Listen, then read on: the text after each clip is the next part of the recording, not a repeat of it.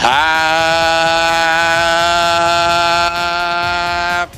Devil's Wednesday. This is the State of the Fan Address, episode 5, with our good friend Nick Villano of Pucks and Pitchforks, powered by Nova Product Design, on the Primetime Radio Network. My name is Sam Wu. Nick's on the Bobby's Auto Care Hotline. Nick, how are you, man? Oh, I'm doing quite well, Sam. I'm doing quite well. It's been a pretty good week to be a Devils fan. Not gonna lie. Oh, I know. Corey Schneider's winning. 90s night. I think that is the topic. It's the title of the podcast is The David Puddy Experience. It was a great night last night. Experience it was. So I will tell you my story, how it felt from a fan standpoint at the Prudential Center for 90s night, which was really David Puddy night. I mean, let's be honest. I mean, he was the star of the night, and you know, I don't know if you saw the clip where he fell. My question is, was that staged, or was it really he did fall? Oh no, he fell. He was trying to look like a man amongst boys, and he was taking the shirt off. There was a little bit of a flex in there. I felt kind of like, look at it, I'm this age and I still look like this. That's what's going on. And then, I don't think he realized there's that little step up, going into the bench, and it looked like he took quite the fall. But it's okay. You know what, Nick? I was sitting in section 123, so I had a great shot of that. Like, I felt really bad. Like, I almost felt the thud when Patrick Warburton fell. But you know what? He graciously got up, sucked it up, and it was really funny, and took a bow, and and that was that. But I'm glad he's okay, because that must have hurt. Definitely must have hurt. He took that like $1 million, because you're right. He got up, he kind of hammed it up a little bit, and he was playing it up, and like he knows he's going to be on Hockey Night in Canada and all those highlight hockey shows, and sport. He might even make like Sports Center in America and things like that, because that's the only way that hockey can get on Sports Center is if David Puddy falls on his face, but he knew exactly what knew it wasn't going to take away from his big night. So I think he took it in stride, and that's exactly what I want for my David Puddy experience. Oh, absolutely. And, everybody in the Facebook Live group is commenting, saying, yeah, he definitely fell. He definitely fell. So, but, Cheryl Miller, he totally fell. Eric Burns says that hopefully he's okay when he fell. Rob Klobosa said he fell. And also Gina Marie Cordisco says, I got to meet him last night during the first intermission. That was the other cool thing about his appearance, was it was so engaging, so interactive, and I actually got a picture with him, as a season ticket holder, and got an autograph on the David Puddy bobblehead. I'll show the Facebook Live and YouTube Live and Twitter and Periscope. I mean, that was really cool. It was just freaking awesome. You get to take a picture of him and talk to him a little bit, and then they had that thing afterwards. But enough about me. From a reporter standpoint, what did you see? How did you experience it? Covering the Devils last night. So obviously on most nights I'm focusing on the on ice product and the different. The different aspects of the team, the players, the Ray Sherrow's thinking, John Hines' thinking, the play of Hall, the play of Nico, all those things are kind of what our site focuses on 95% of the time, but I take a little pride in the fact that I feel like we're one of the only ones who try to look at the business side of things. And I kind of thought about writing something a couple weeks ago when a couple of the fans were complaining about price increases and things like that.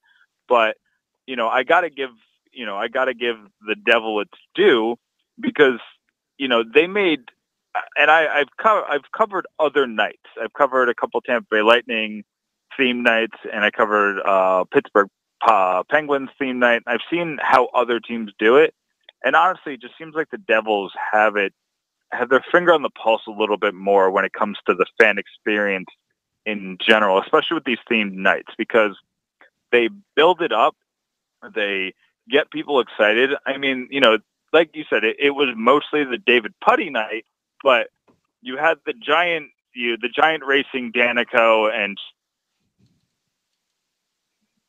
the videos were just a work of art. Did you watch any of the videos, Sam, that came out before the game? Oh yeah, yeah. It was amazing. They brought in their own version of America Online. I mean, remember back in the day in the '90s where you got 10 free online hours with AOL.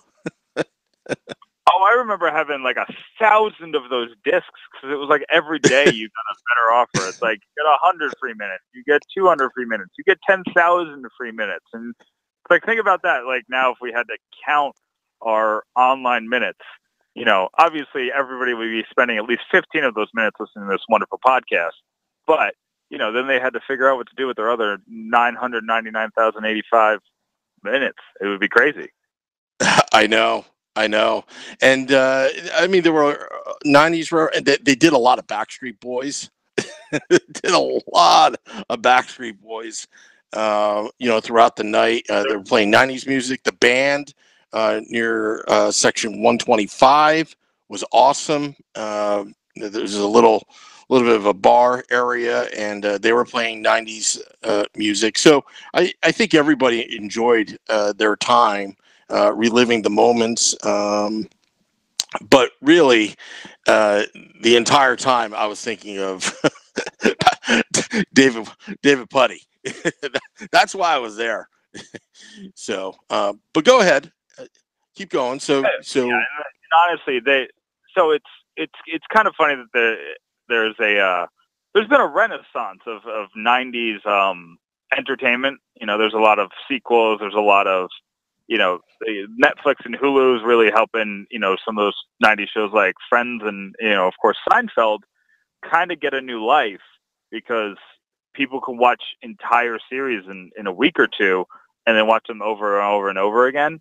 So I think that, having this guy a guy who was such a prominent face and, one of the only places where the New Jersey Devils are in pop culture, I think it was a really big deal for the business side of things. The fact that they've got, and I don't, he might not have been a Devils fan, in real life. He might have just been an actor who put on a jersey and put on face paint, but he comes in and he's one of the Devils fans. He's one of the people in the arena who's going all out for Nico Hischier, and because they had him last year during the playoffs, and that was kind of a surprise. And honestly, I'm surprised. And maybe this is just because this wasn't like the Lou Lamoriello brand, but I'm surprised this is the first time I remember him coming in, but was last year during the playoffs. But it was just cool to see him there and see him rooting and to get the crowd hyped up, and he's all about it.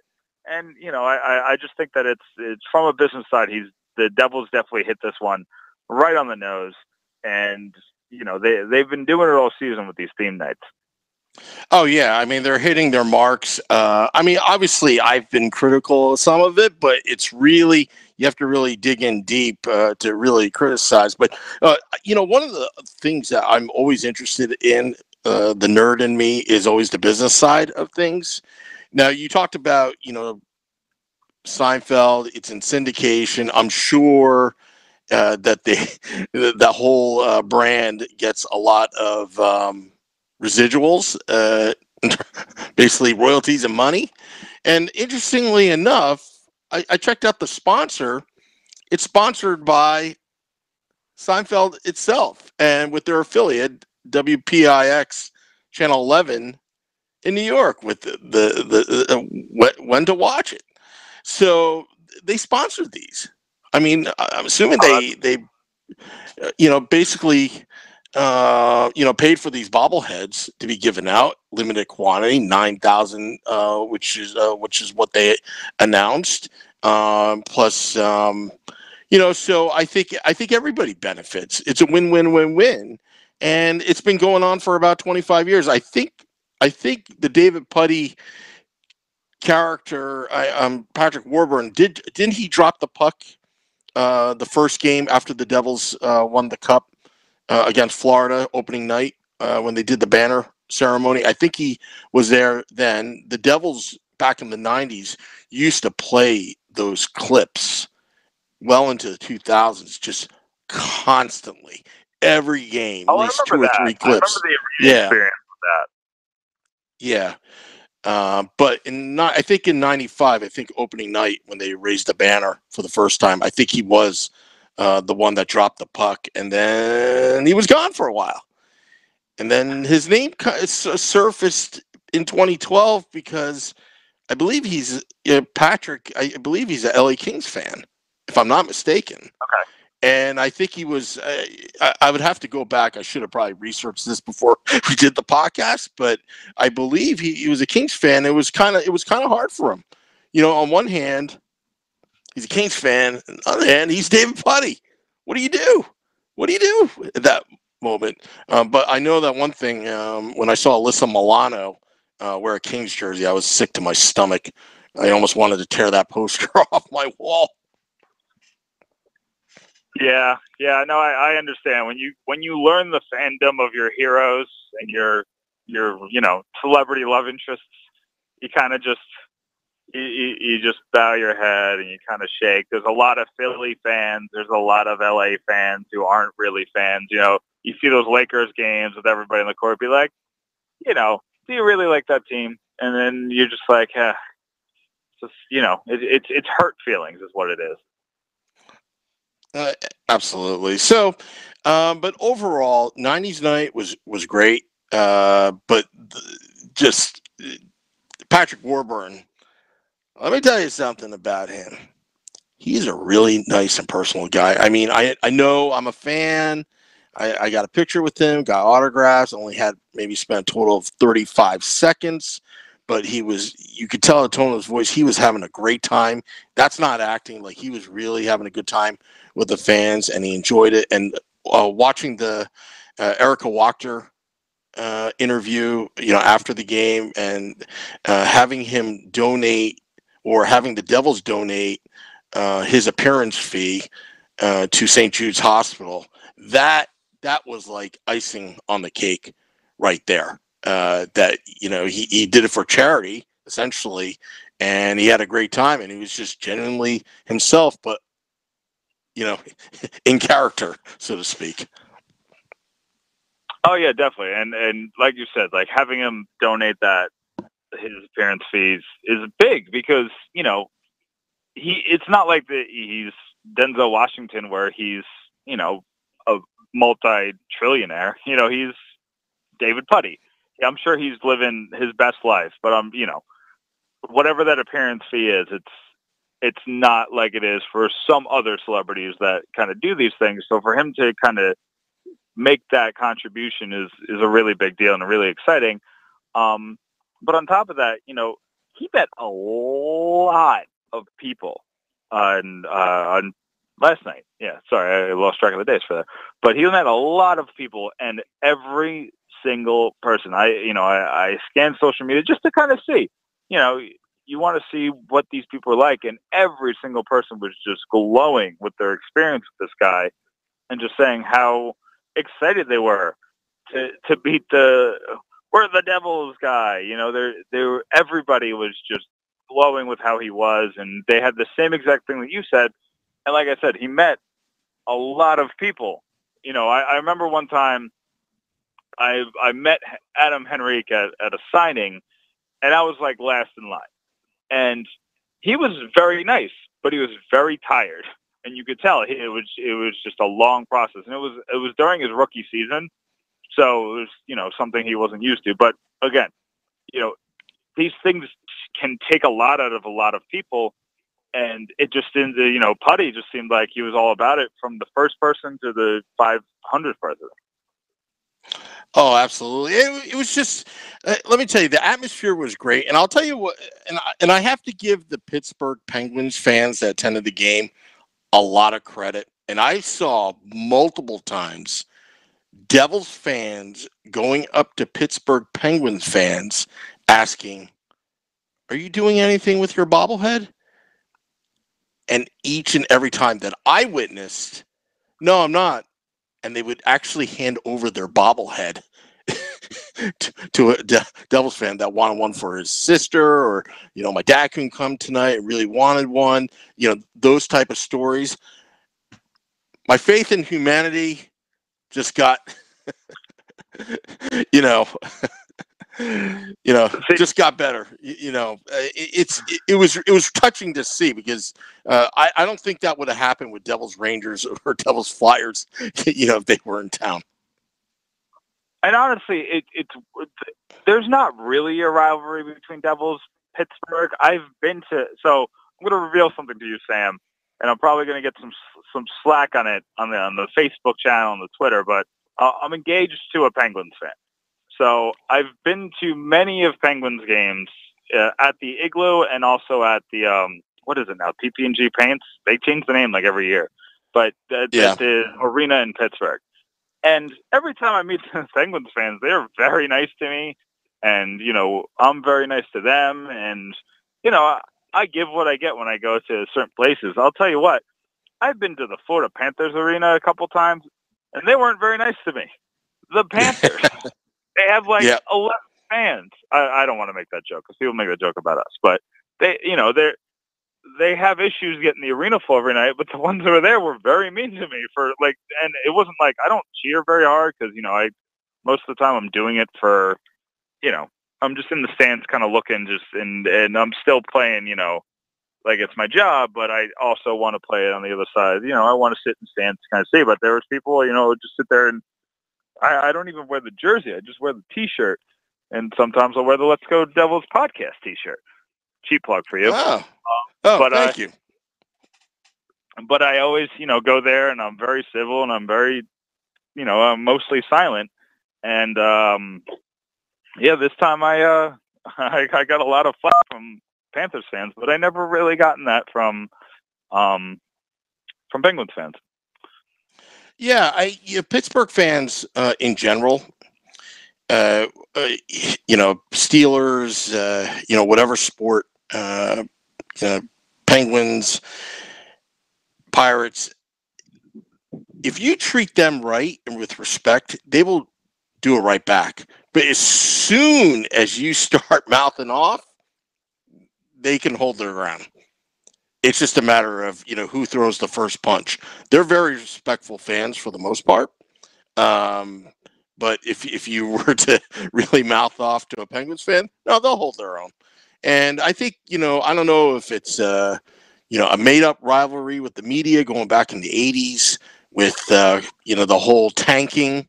I know that's been, the word of the month, tanking for Mario Lemieux and the whole Kirk Muller thing back in the mid-'80s. I don't know if there was really a rivalry there. And then Lemieux scoring 5 goals in 5 different ways. Who knows? But I think the Devils, with that, got the better end of the deal, because during Mario Lemieux's time, although he did retire a couple times, the Devils won 3 cups. He only won 2. So, in the end, I think the Devils made out. Oh yeah, we always have that in our arsenal. Unfortunately, the Penguins have been quite good since then, and they've won 3 cups for Crosby. So, they ultimately have surpassed us for overall cups. But since what was it? I'm trying to think. Since like 74, the Penguins have 5 cups. Actually, I guess it'd be since 1990. I think aren't the Devils second in the division as terms of Stanley Cups, because Washington just got their first, New York has only the one in '94. The Islanders haven't won in a while, although, yeah, they haven't. They didn't win the '90s, the 2000s, and the Flyers, as we know, haven't won since '74. Right? Are we second in the division as far as Stanley Cup since 1990? Sounds like it to me. Yeah, the Hurricanes got that one, and yeah, I'm going through all the teams, and it sounds like I mean, did you realize that before I said that? Hey, you know what? You know what? If this podcast was the Let's Go Devils podcast, because this is really the State of the Fan Address podcast, on the Let's Go Devils podcast, we start from 95 on, so we're actually tied with Pittsburgh with 3 cups. Okay, I'll take that. That was just jokes. Well, this is the State of the Fan Address, episode 5. I am Sam Wu, here with Nick Villano on the Bobby's Auto Care Hotline, the David Puddy experience. All right, so going back, I sent you an article. I don't know if it's an article. I don't want to reference it, but I think the title was the New Jersey Devils need to clean it up. And, I'm reading through it, and I wasn't sure if, I don't know who this guy is. I don't know if he's trying to, clickbait or trying to rouse, saying, kind of like get over this whole David Puddy thing. That was 25 years ago. It was just one episode. You guys are making such a big deal out of nothing, this and that. Before I, spill my thoughts on that, what are your thoughts, Nick? Do you agree with them? With that statement? I mean, so I don't agree with it, obviously, as a Devils fan, but I'm going to take like kind of the journalism side of this and the non-biased side of why what he says is, not right.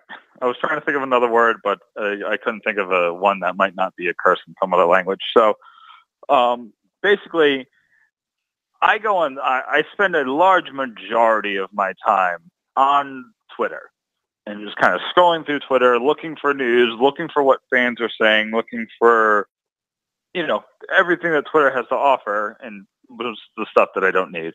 But I go through, and do you know what I see every single day? I see the GIF of David Puddy with his head in the police car saying, "We're the Devils, the Devils," and then hissing. Non-Devils fans, I see that from people who aren't even talking about sports. This guy is still in pop culture because there are ways that these iconic things live on. And honestly, Seinfeld is, by many, many, many people's accounts, the greatest show of all time. I hear Seinfeld and The Sopranos, and that's pretty much it for what, it depends on who you're talking to, but the greatest show of all time, and I see 3 GIFs more often than not. I see the one where they're all kind of like dancing with their arms in the air, and I see one where they're like Kramer storms in the door, and then I see David Puddy with the Devils, and he's not even a main character. He's, a guy who made a really big impact on this one episode. So yeah. Well, let me read part of it, and if you don't mind, I know it's your podcast. I gotta have a little fun with this, so I'm gonna play some theme music as I'm reading this article. All right. Let me just cue that up real quick. He writes, "I'm going to keep this short and sweet. I was talking to a good friend of mine who is a diehard Devils fan, and he brought to my attention something I think needs to be addressed. The New Jersey Devils need to stop with the whole David Puddy character. He was in attendance last night when the Devils hosted the Pittsburgh Penguins. For anyone who doesn't know, he's a character from the 90s TV show Seinfeld and remains to be a D-list celebrity and does some random commercials. And here he is almost 25 years later, still hanging on to same old shtick." Sorry, I just had to put that in there because that's how I felt. Like, who cares? Isn't hockey supposed to be fun? Like, aren't you supposed to just embrace it? Yeah, I mean, that's my point too. Is like, we got to stop taking sports so seriously. Like, I understand it's a business and there's a lot of money involved. And, a lot of people kind of, live their lives based on what their teams do. I get that. But at the same time, they're going to do these things that are just fun.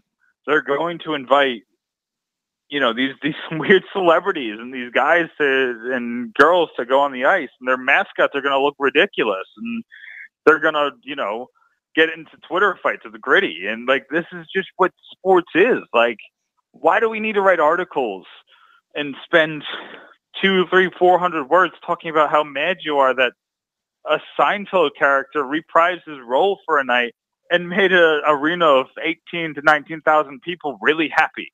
Why do you have to be the guy to rain on that parade? Oh, absolutely.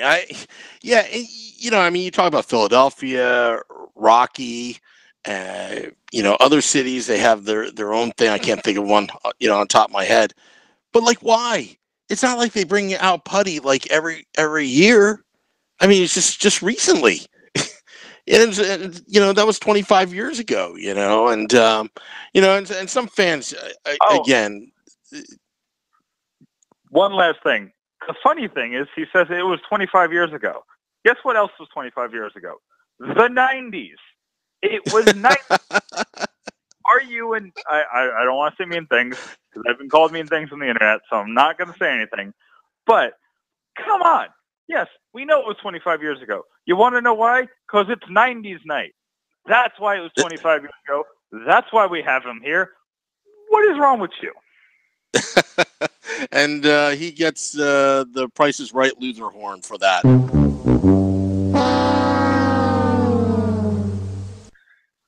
Sorry, I had to do that. Go ahead. I said I hope they took all his money for that. I hope he leaves with no prizes. He's the weakest link. Goodbye. Or what the infamous Willy Wonka line.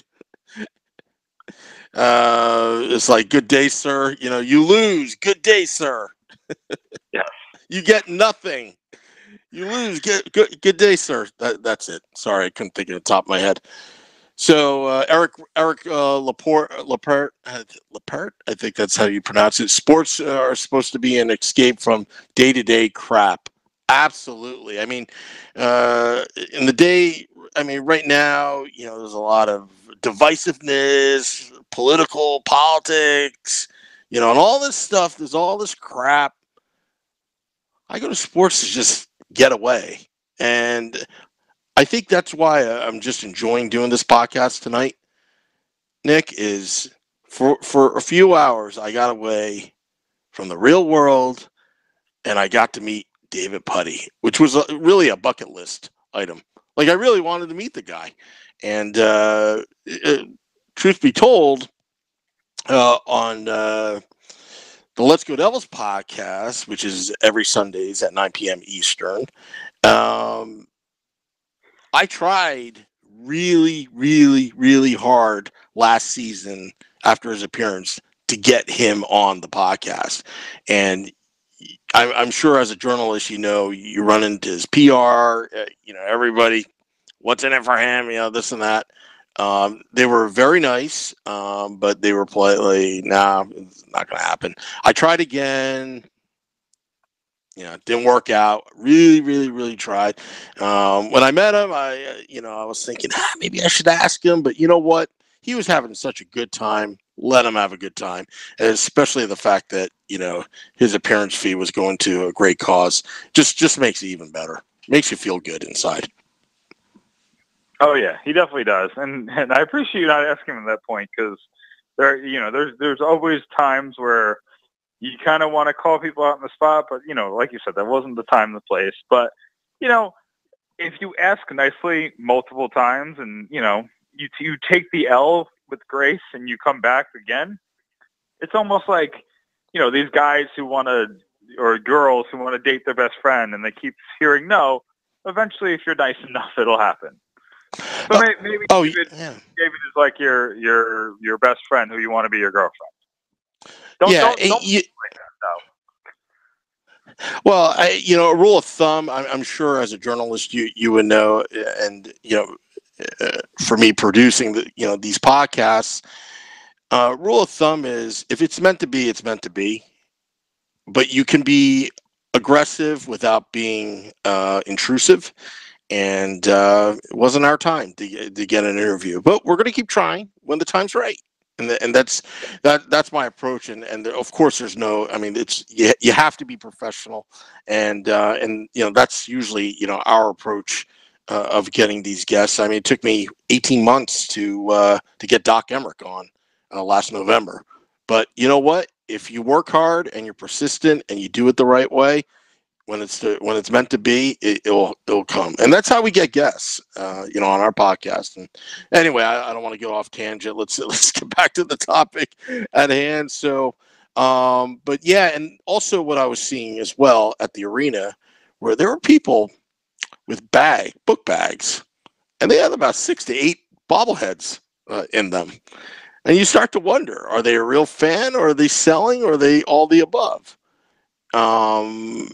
And seeing it on eBay, going for 50, 60, whatever bids, this and that, it doesn't feel right, Nick. I mean, I'll be the first to admit I'm a capitalist pig, but I don't know. It just doesn't feel right when I'm seeing those type of prices when it's something that, I essentially, got for free with my paid ticket.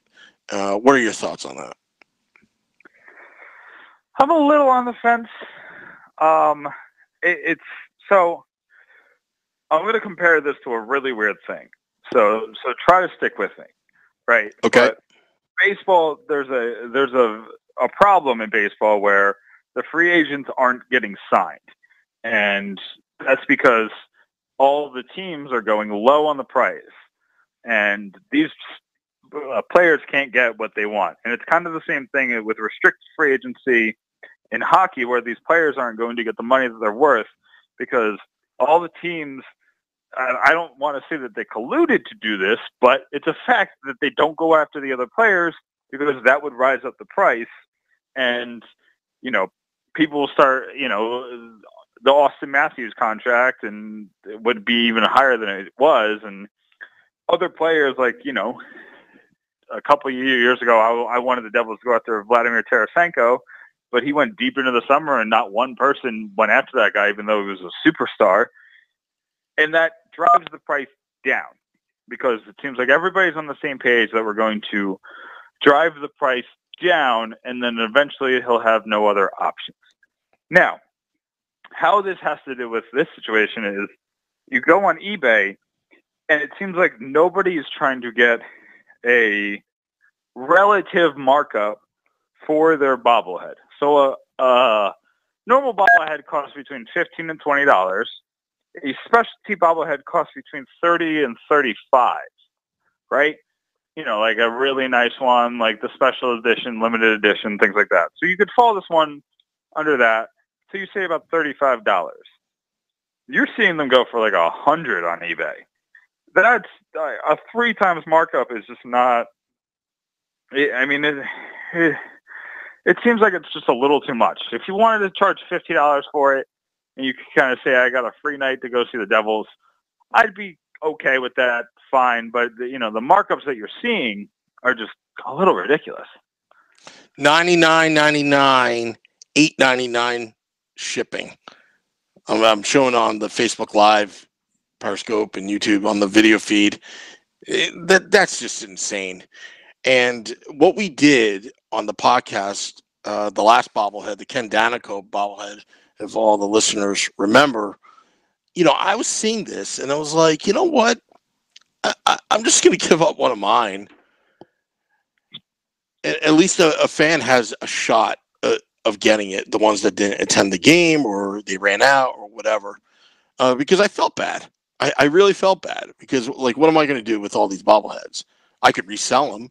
I definitely can. It's within my right. But at the same time, it just doesn't feel well. It doesn't sit well in your stomach. So for David Puddy, bobblehead, I invited my cousin who had never been to a hockey game before, and his wife. She's been to hockey games, and I said, "Hey, I really want these. I'll pay for your ticket. This and that. Just, do you mind if I have them so I can give it away?" Because I was telling them the situation. They were like, "Sure, fine." And and I got two extra bobbleheads, and one of the bobbleheads we're doing. We put it out on our Facebook page that were, you like us and this and that. You enter a chance to win. And it's going pretty well. I think we got over 100 shares of that, and we put it on Twitter. Thank you for retweeting on the at Pitchfork Puck, the Pucks and Pitchforks official Twitter account. And we're hoping to at least give some of these fans that couldn't go to the game or they live too far away a chance to have one of these versus being gouged for $99.99 on eBay. Yeah, I mean, and the ones that don't sell, there's going to be fans who sell them at a garage sale for $2 in like a couple of years. Like it was in some kid's basement and mom's cleaning out the closet. So, yep. They're just taking advantage of the situation. Yeah, and I just don't like it. I mean, as you know, on our podcast, Let's Go Devils podcast. Our mission is very simple.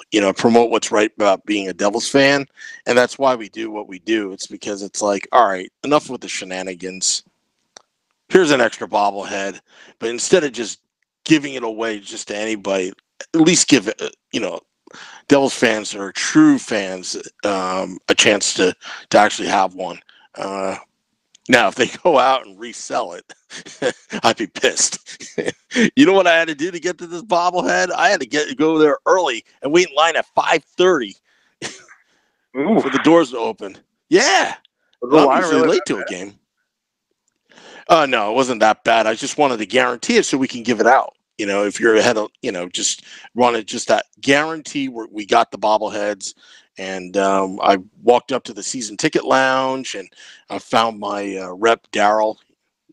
Daryl's freaking awesome. I said, "Daryl, do you have one of those black bags?" Because we had 4 of them. And he's like, "Yeah, sure."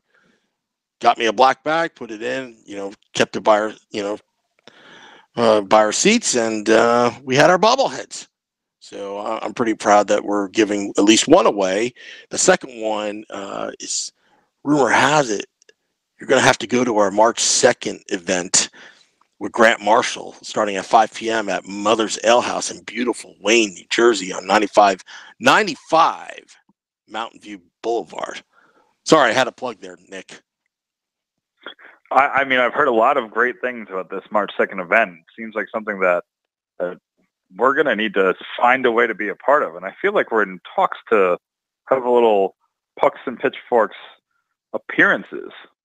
But that's in the works. Yeah. That's what you call a tease, Sam. That's what you call a tease. Oh, you know what? I like how you're teasing it. And also, just so you're aware, since you're on the Bobby's Auto Care hotline and I'm wearing their hat, people have noticed I'm wearing the hat recently, the red Bobby's Auto Care hat, big sponsor of the Let's Go Devils podcast. They will be there in person because they love going to our podcast. They just love it. They just like after work, after, doing the oil changes and transmissions and this and that on, 2151 Route 57, beautiful Washington, New Jersey, near the big tank on Route 57. They're going to go and bring their employees, and they just have a nice night out. So it's going to be really cool. And, we hope to see a lot of our fans there, and I hope to see a lot of those Pucks and Pitchforks writers there. Hint, hint, are you coming? We'll see about me, but we will have representation. Oh, of course. You're a busy guy, Nick. You got to cover the game. I mean, it's a work night for you. Yeah, it is a work night. Absolutely. I got to be on Twitter, Sam. Yeah, I mean, but we're going to eventually meet up, and you're going to have to come to one of our events. So one of these days, we'll have to have a mobile office at our event where it's like, okay, don't bother Nick right now; he's concentrating, and then afterwards, you can just come hang out and party with us. You know what? That sounds like a good idea. We'll have to set that up, but just know that we're in the works of getting some pucks and pitchforks. Some of your favorite writers, we're working on getting them there so you can, talk Devils in person. And who knows? Maybe your opinion will get in its own article. Yeah. Or maybe you could talk at the Bobby's Auto Care table. There you go. See, yeah. We're just plugging on plugging. We're plugging. We're like one of those. I forget what they're called. Now my joke is stupid, but it's the thing with all the outlets on it. Yeah. All right. So the music is on right now. It's coming on. Nick, any last words on the David Puddy experience? I think we covered it all. The one last thing I want to say is that, I talked to you about this, earlier, but I just think that the Devils have been doing really well with their theme nights. I don't know who's a wrestling fan out there, but the Devils, obviously Ric Flair is a big part of their situation, but he's, they really hit the nail on the head because they got Becky Lynch, who right now is the biggest star in wrestling. And, WWE obviously usually will send like the small guys, but they sent the big gun to the Prudential Center. So that kind of shows that the Devils are kind of making noise when it comes to these theme nights. So I just wanted to commend the Devils for that because I think that they've done a really good job with these theme nights. Absolutely. And they do pay attention to details. Well, thank you, Nick. We are going to close out the podcast, the State of the Fan Address episode 5. Till next time, we're the Devils. The Devils.